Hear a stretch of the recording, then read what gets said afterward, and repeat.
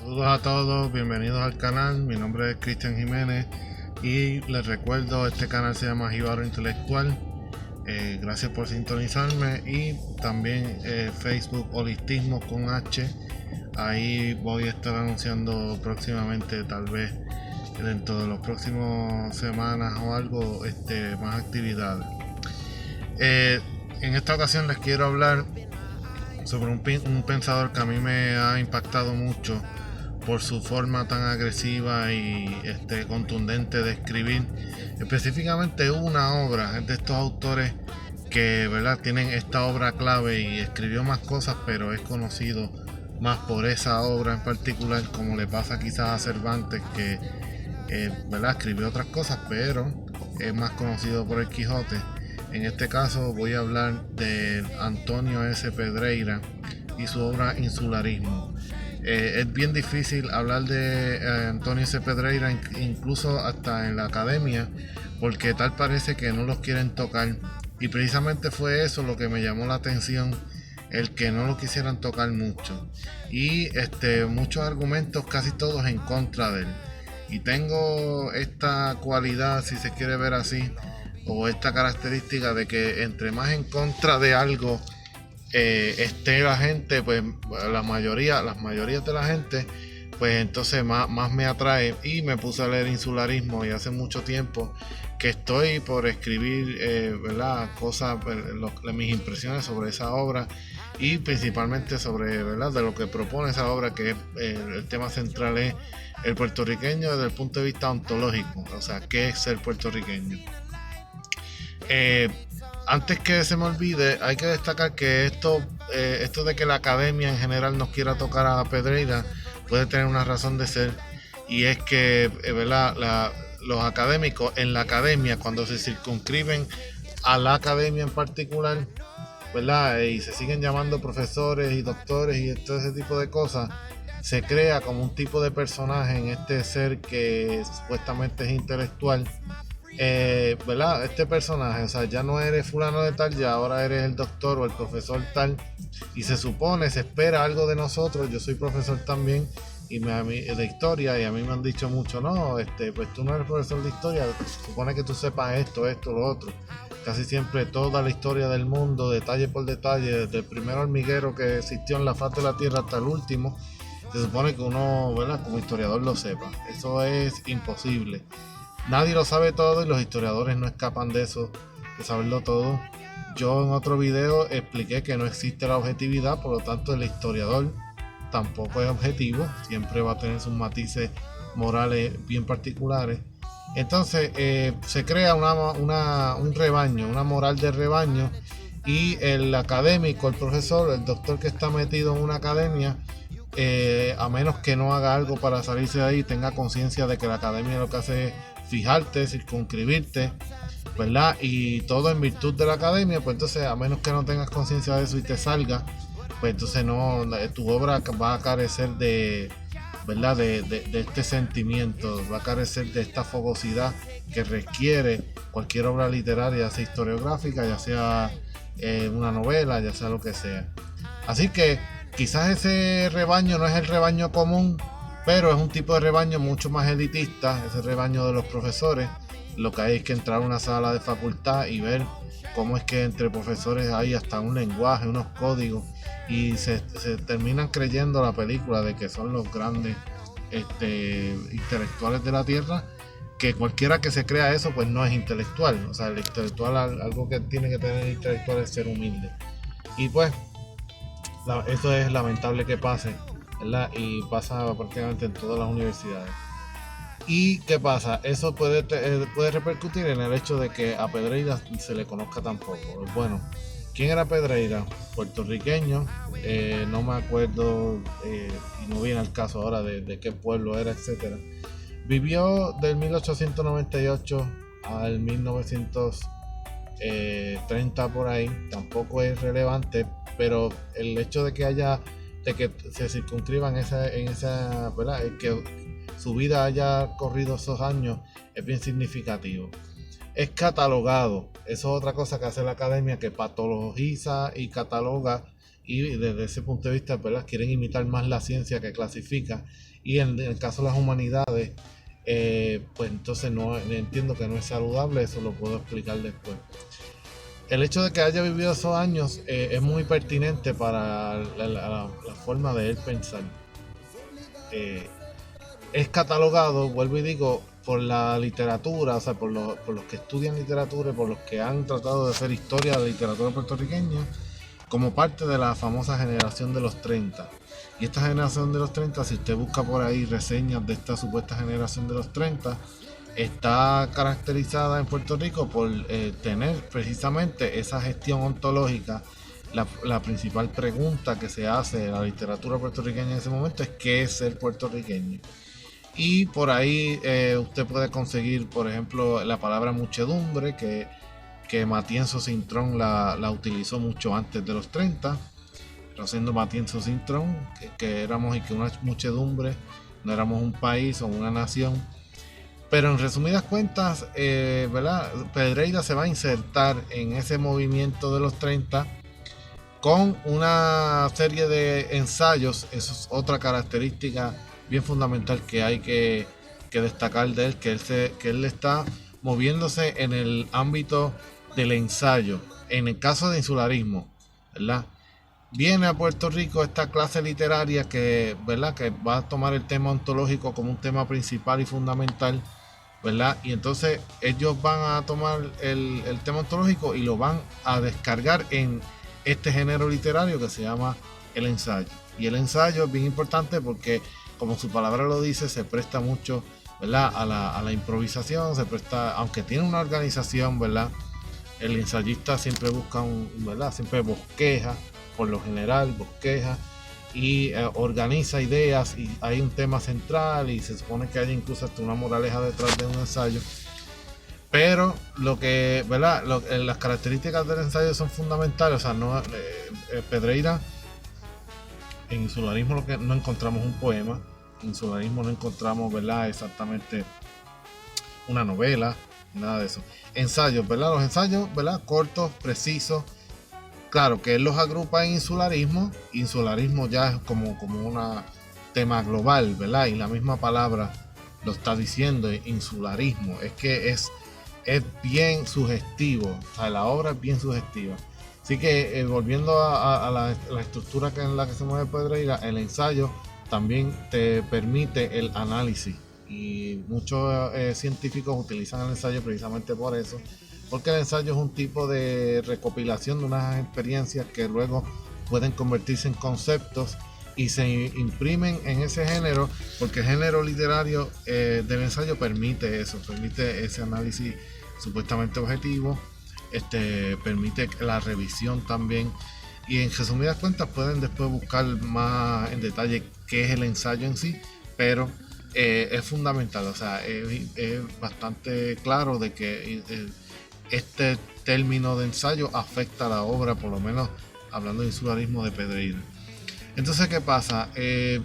Se mueve esos años y en esos años pasan, hay que contextualizarlo a nivel mundial y a nivel de Puerto Rico. A nivel mundial, ¿qué está pasando? Desde 1898 hasta los 30, fundamental. Estados Unidos surge como potencia, se expande, invade a Puerto Rico precisamente en ese año, en 1898, establece aquí un gobierno militar y rápido ellos dan muestras, ¿verdad? Los Estados Unidos dan muestras de cómo van a ejercer su poder político aquí.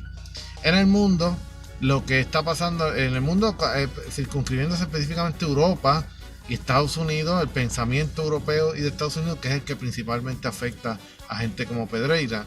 ¿Y por qué menciono esto? Porque aunque existe el África, existe obviamente el continente asiático, etcétera, pero va a ser principalmente Europa quienes se van a circunscribir las pautas de lo que es un intelectual, y eso es importante. Hay un movimiento que se ha estudiado también principalmente desde el punto de vista romántico, se llama la Belle Époque o la Bella Época, donde este movimiento pues obviamente sugiere que estamos viviendo una era de progreso de los años 1898-1900 hasta la Primera Guerra Mundial, por lo menos, cuando la Primera Guerra Mundial 1914 ahí lo que va a pasar es que todo esto esta idea del progreso, de que la ciencia resuelve nuestros problemas, todo esto se va a opacar con el Armagedón, ¿verdad? Que representa la Primera Guerra Mundial. Es interesante también que esta era del progreso, que ve a Estados Unidos como una principal potencia, empiezan los mercados a nivel mundial a moverse, y entonces empiezan las potencias unas con otras a competir por mercados y por ocupación, etcétera, etcétera. No existe el derecho internacional como lo conocemos hoy. Eso, ¿verdad?, va a facilitar la guerra, etcétera. Y esta confianza en la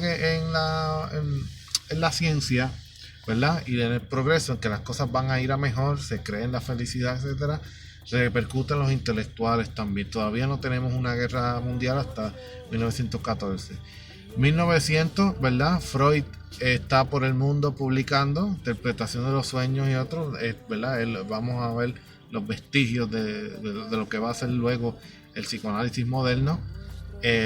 Nietzsche también muere en 1900, y Marx, muchas de las cosas que dice Marx, pues las vamos a ver, ¿verdad?, en movimientos en Europa y en Estados Unidos, ¿verdad?, con lo del materialismo histórico, etcétera. Es importante que menciono estos tres pensadores, Nietzsche, Marx y Freud, porque ellos dos ¿verdad?, fueron catalogados también como los pensadores de la sospecha, donde no me acuerdo ahora el pensador que lo dijo, ¿verdad?, que los catalogó como los pensadores, los pensadores, los intelectuales de la sospecha, pero la base es que ellos tres tienen una característica que los une, y es que es la desnaturalización.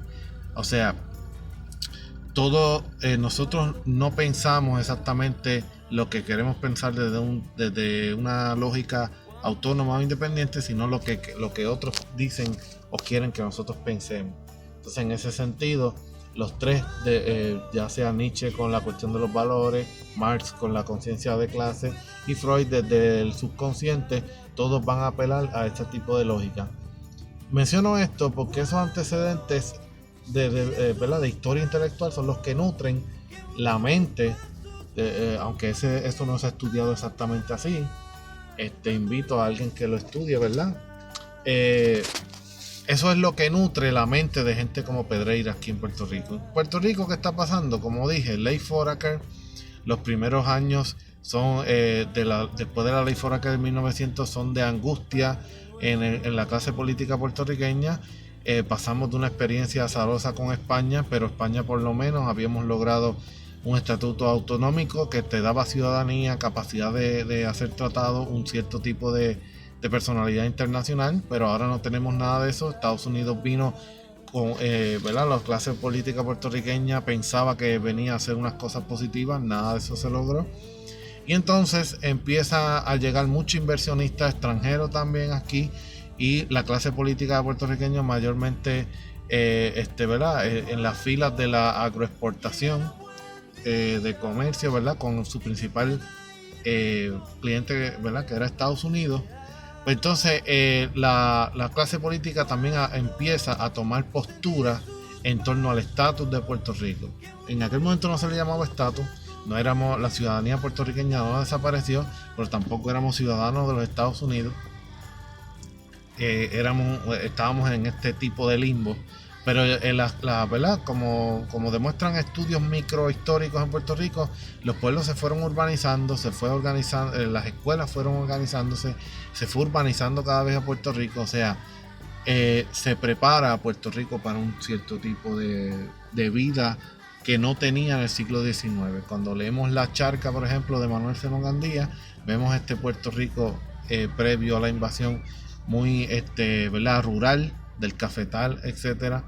Y ahora Puerto Rico va a sufrir, ¿verdad?, en virtud de que está siendo sometido al coloniaje estadounidense. Ese coloniaje va a permitir ese tipo de inversión en la urbanización. Los cascos urbanos crecen, y poco a poco, aunque sí sigue subsistiendo obviamente la economía de agroexportación, pero llegan las grandes centrales y Puerto Rico se convierte en un gran productor de azúcar. Ya lo era, pero ahora con inversión de capital mayormente estadounidense.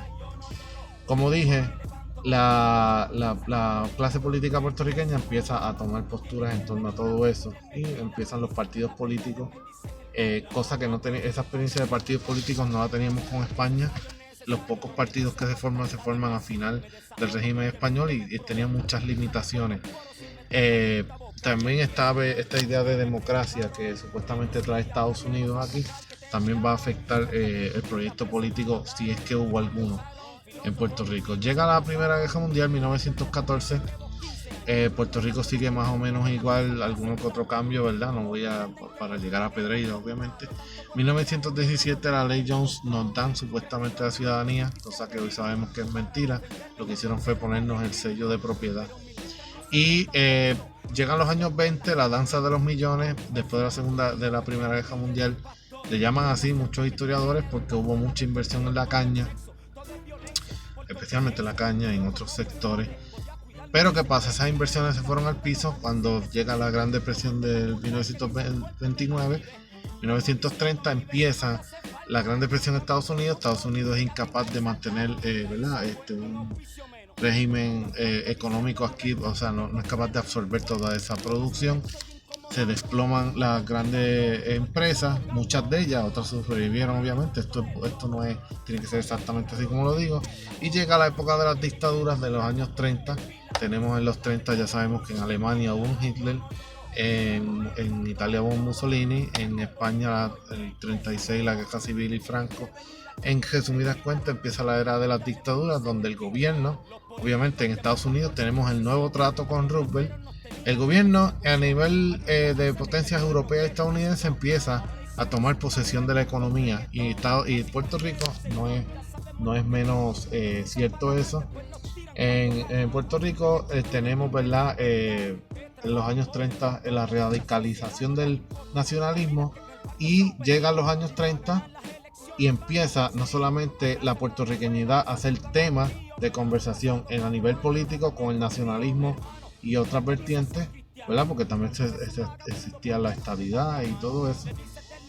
El tema empieza a ser, el tema de los puertorriqueños empieza a ser cada vez más fundamental en las mentes de los intelectuales, de los políticos, de los estudiantes y de muchas otras ¿verdad? Ciudadanos.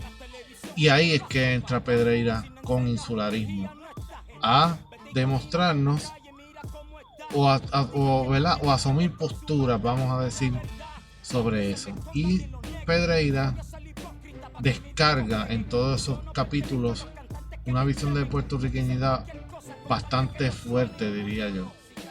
Fuerte para aquel tiempo y sigue siendo fuerte ahora porque el puertorriqueño como colonizado al fin muchas veces no admite la desgraciada realidad que significa ser colonizado.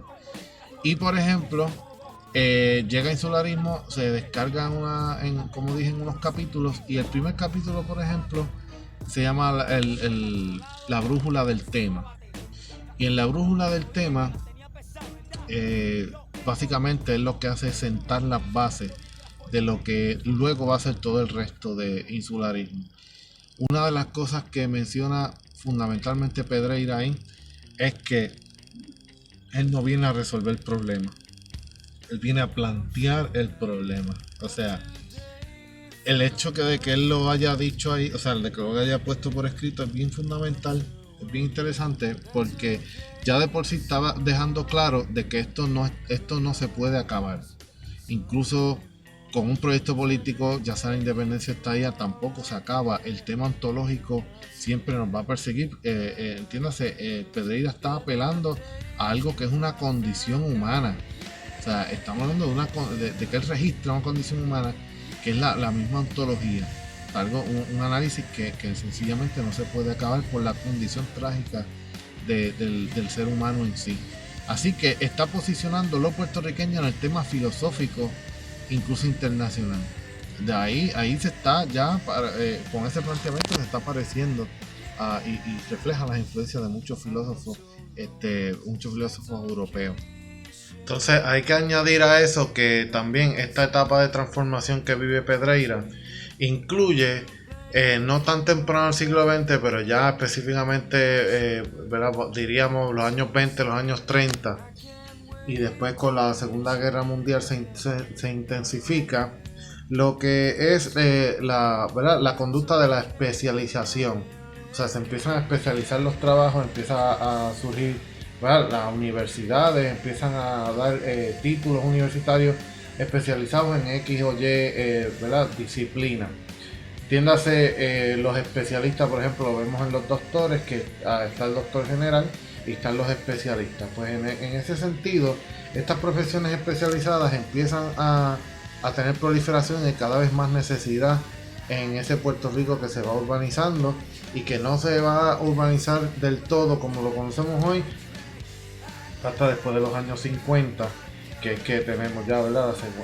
Se acaba la Segunda Guerra Mundial y empieza Estados Unidos a tener un nuevo proyecto para las Américas y obviamente Puerto Rico no escapa de eso, y entonces ¿verdad? Aquí llega una urbanización mucho más brutal, llega la sociedad del automóvil, etcétera. Pero y tengo que decir también que esa sociedad que tenemos después de los años 50, 60, 70, esta proliferación de la urbanización hecha para el automóvil y no para nosotros, entiéndase, Pedreira tiene mucho que decir con eso. Hay una obra del profesor Rafael Bernabe que se llama La Maldición de Pedreira, lo recomiendo, porque precisamente muchas de las cosas que va a decir Pedreira con esta cuestión de la cultura y la civilización, pues van a verse ejemplificadas en lo que estamos viviendo en Puerto Rico de hoy, del siglo XX y después del siglo XXI, segunda etapa del siglo XX y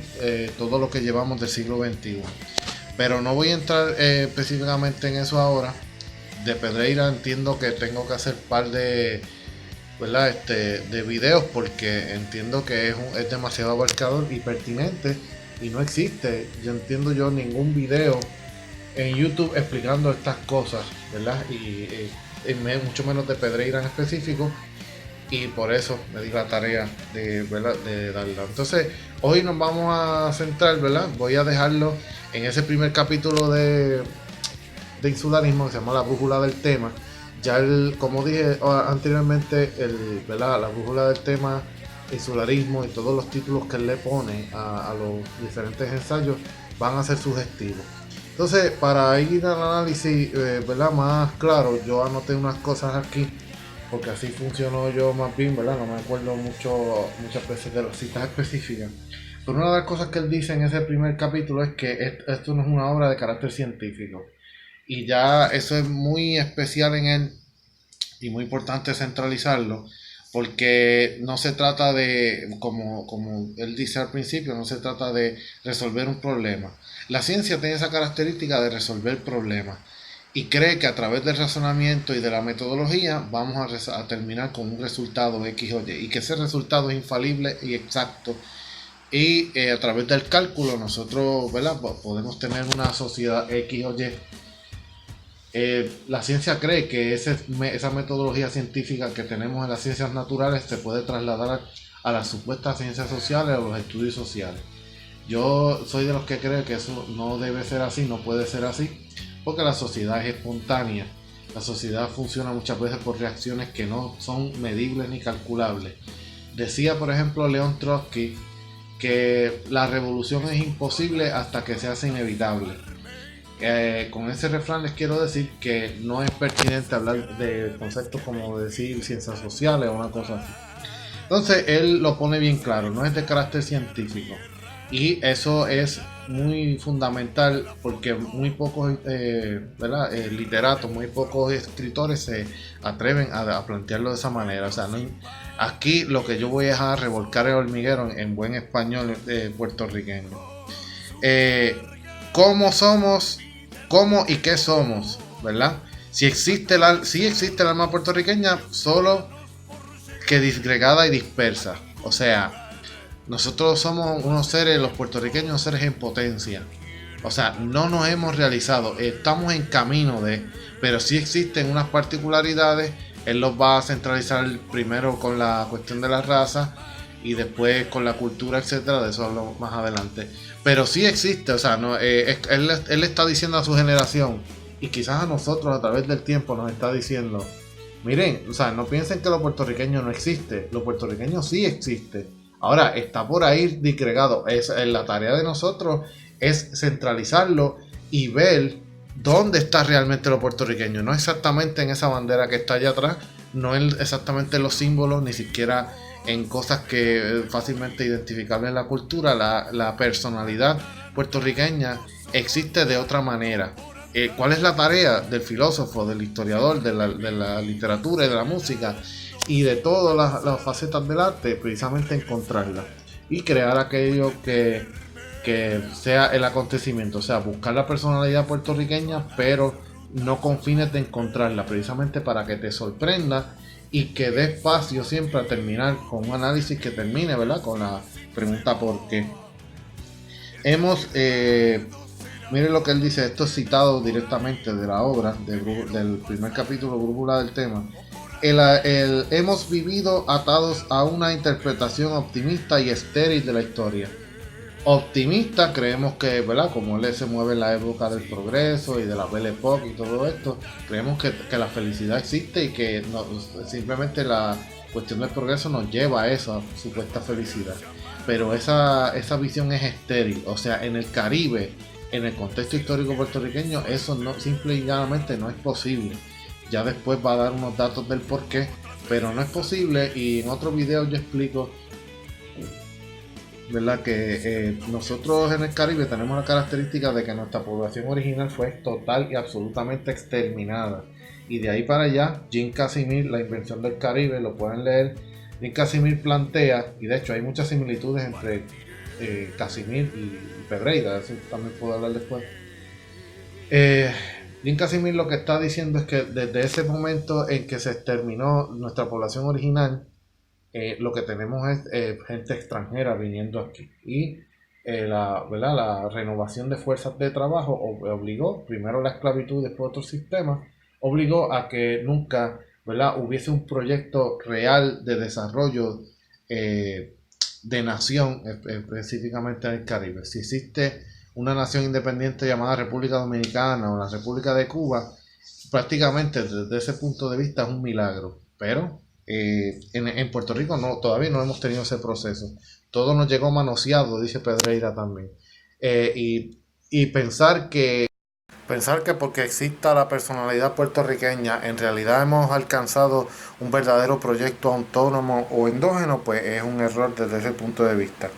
Otra de las frases, ¿verdad? Otra de las citas dice: el aplauso provoca sana conformidad, rutina y vanagloria. El pesimismo y la duda son fuerzas vitales que renuevan, o sea, que renuevan a examen de conciencia, o sea, que invitan a examen de conciencia. O sea, prefiero el pesimismo, básicamente prefiero el pesimismo que te invitan a la enmienda, ¿verdad? Al autoexamen, a la renovación de valores, a la renovación de la moral, que la conformidad que representan los aplausos. Eso básicamente lo que quiere decir, mira, esto quizás no le caiga bien a mucha gente, esto no es rentable muchas veces, pero es la verdad. O sea, aquí digo lo que él considera verdad, la verdad también, exacto, es algo que no existe desde ese punto de vista, pero sí, fuerzas vitales, la fuerza vital está en la renovación, y esta cuestión de la felicidad, este creer que en realidad hemos alcanzado cosas, pues lo que hace es que nos fija, y esa moral de fijación, ¿verdad? Ese sentimiento de que ya tenemos todo resuelto, pues nos estanca y simplemente no es humano.